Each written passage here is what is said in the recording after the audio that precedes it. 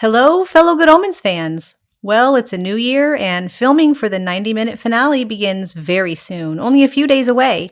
I know we're all hoping that we get lots of production news once filming begins. In the meantime, I thought I'd take a moment to look back at the last year, at my own videos, specifically at the theories, and see what I think of them in retrospect, in light of the change from 6 episodes to 90 minutes, and in light of the many, many wonderful fans who've added to these theory conversations.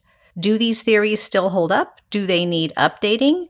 Are some of them just whoosh out the window? It turns out that I've shared so many theories since I started this channel, I've counted 18 that I'd like to talk about, that this video started to get way too long, so this will be a two-parter, with this video, of course, being part 1, covering the oldest theories and the more recent theories next Thursday. I'm actually going to go back a little further than January of 2024 since I started this channel near the end of 2023. Let's start there with a look at my first theory, the one that made me want to make a YouTube channel in the first place: one body, one epic miracle. The ideas that I proposed in this theory were that we would see 3 big things by the end of the series. 1. An epic miracle performed by Crowley and Aziraphale together, foreshadowed by their 25 Lazari miracle. 2. Crowley and Aziraphale share a body, as Aziraphale alludes to in the bar scene in Season 1. And 3. That Crowley specifically would get to talk to God.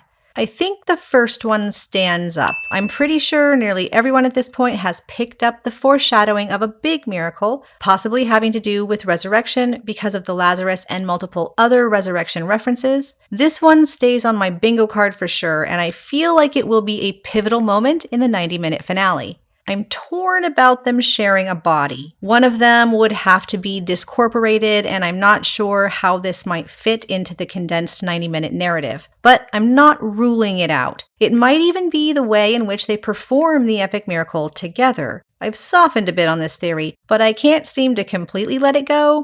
Maybe because I know that they were originally conceived of as a single character, and it feels very full circle and meta to have this happen. This really is something I'd label as a pet theory of mine, but I won't be upset if it doesn't happen. The third point about Crowley getting to talk to God, well, I think I'm throwing this one out the window. God doesn't talk to anyone, and they, meaning Crowley and Aziraphale, but also the other angels and demons and the humans, need to solve their own problems and find their own answers and create their own meaning in life. That is one of the major themes, perhaps even the major theme of Good Omens. So yeah, in this YouTuber's humble opinion, God will, at best, make a distant appearance, but she won't be talking to our main characters, and she certainly won't be answering any questions. So how do you feel about my first theory? What points do you agree or disagree with?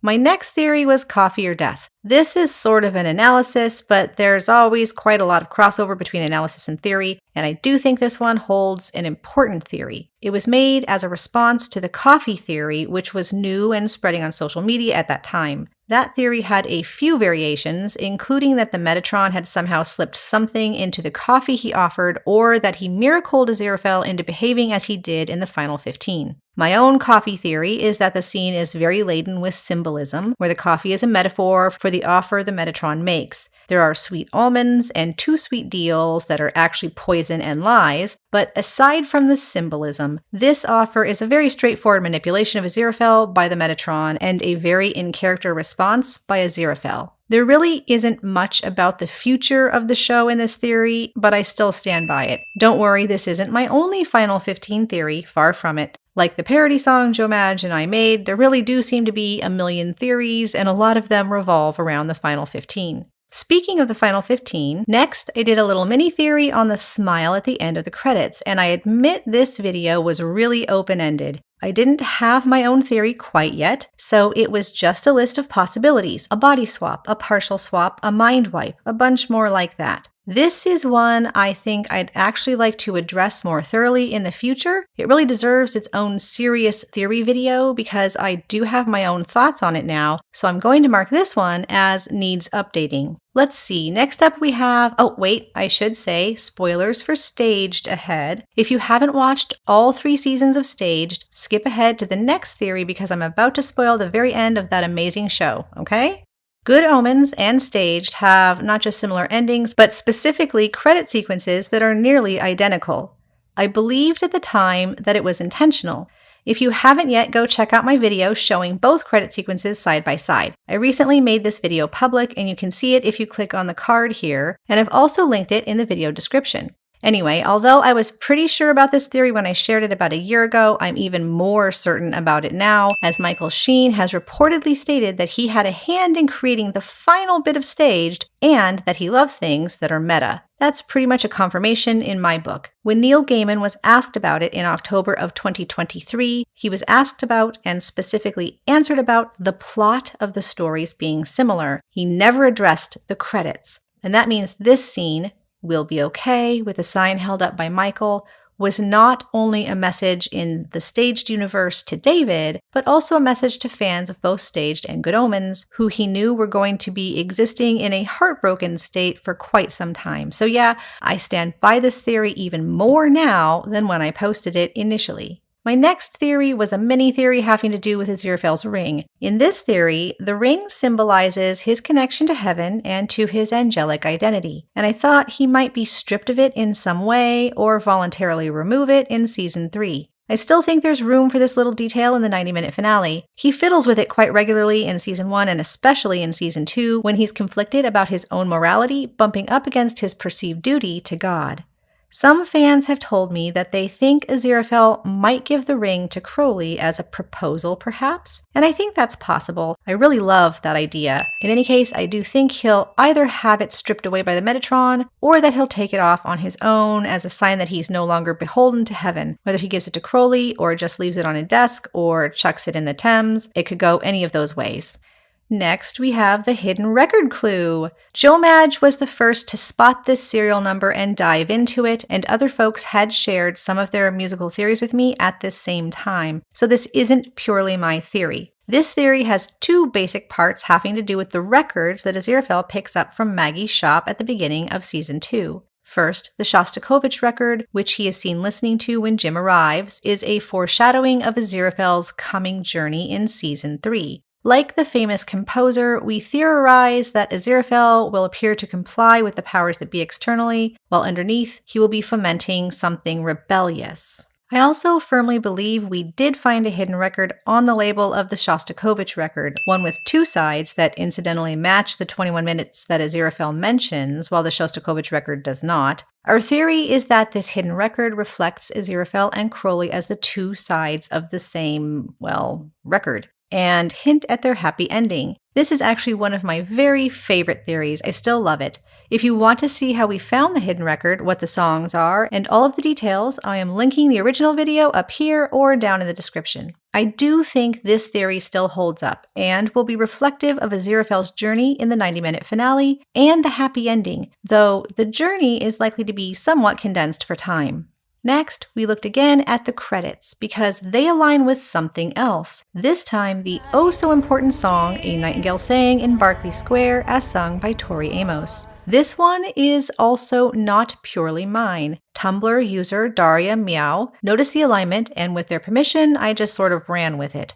Some people insist that the fact that the song lines up so perfectly, again, please check it out here if you haven't yet, is due to a production technique where a placeholder piece of music is used while the final score is still being composed. And sure, that might be true, but I honestly, sincerely still believe this is also actually completely on purpose and with significance. And it matters because it means the song was playing when Aziraphale got in the elevator and after Crowley turned off the radio. The Nightingale is still singing, they just can't hear it. So to me, it's symbolic that their connection cannot be so easily broken. I also theorize that this might indicate that the one responsible for the song playing in the Bentley is God. And I still like that theory because it's a little off the wall, but I'm not at all sure it's true. It could also indicate that the Bentley or Aziraphale are responsible for it, and either of those seem honestly far more likely. I'm really curious what you think about the song and what it means, and who is responsible for it.